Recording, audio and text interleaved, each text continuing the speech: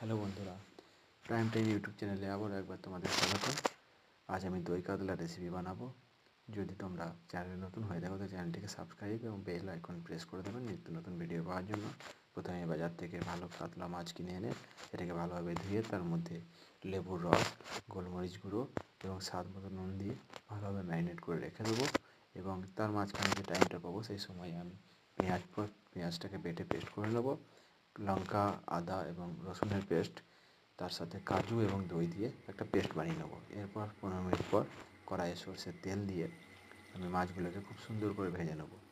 ভেজে নেওয়া মাছ তুলে রেখে তারপর সেই তেলটাতেই আরেকটু সরষের তেল দিয়ে প্রথমে তেজপাতা, তারপরে গোলমরিচ, এলাচ, লবঙ্গ, দারচিনি দিয়ে ভালোভাবে একটু নাড়িয়ে নেব।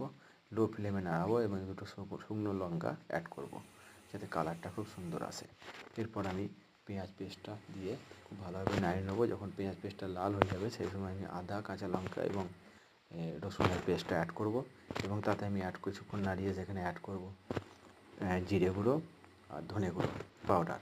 এরপর স্বাদ মতো নুন দেবো আর একটু মাত্র হলুদ দিয়ে ভালোভাবে নাড়িয়ে মশলাটাকে কষতে থাকবো যতক্ষণ না মশলা থেকে তেল না বেরোচ্ছে ততক্ষণ কষবো। এরপর যখন দেখবেন এভাবে তেল ছাড়তে লাগবে মশলাতে, তখন আমি দই এবং কাজু এবং পোস্ত দিয়ে যে পেস্টটা বানিয়ে রেখেছিলাম সেটা অ্যাড করব এবং সেটা ভালোভাবে ফুটে গেলে তার মধ্যে আমি শুকনো ভাজা মাছগুলো অ্যাড করে দেবো। এরপর ঢেকে দেবো। ঢেকে দিয়ে বেশ কিছুক্ষণ ফুটিয়ে নেব। ভালোভাবে সেদ্ধ হয়ে গেলে তার উপর থেকে আমি একটু গোলমরিচের গুঁড়ো, একটু গরম মশলার গুঁড়ো আর 1 টিস্পুন ঘি ছড়িয়ে দেবো। এরপর আমাদের রেসিপি কমপ্লিট। তো বন্ধুরা, তোমরা এভাবে বানিয়ে দেখো কেমন খেতে হয়েছে। আমার তো দারুণ লেগেছে।